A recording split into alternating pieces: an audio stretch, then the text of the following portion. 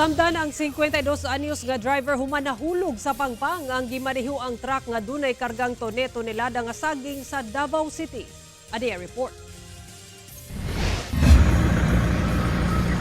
Nabalintong na kining truck nga nahulog sa usa ka pampang sa sitio Silang, San Miguel sa Barangay Malabog sa Paquibato District, Davao City pasado alas 9 Martes sa buntag. Gumikan sa insidente, nayabo ang 8 ka tonelada nga mga baligyang saging nga gilayong gipanghipos sa mga residente.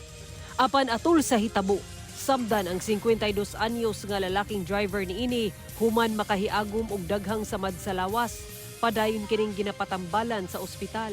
Matud sa PNP, miagi sa dalan nga dili sementado ang maong truck ug nawalaan og balanse hangtod nga nahulog.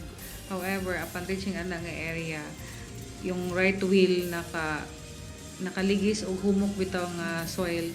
As a consequence nga motoy pagkakulap siya o nahulog siya sa mga 20 meters sa kalawmon ang nahulugan.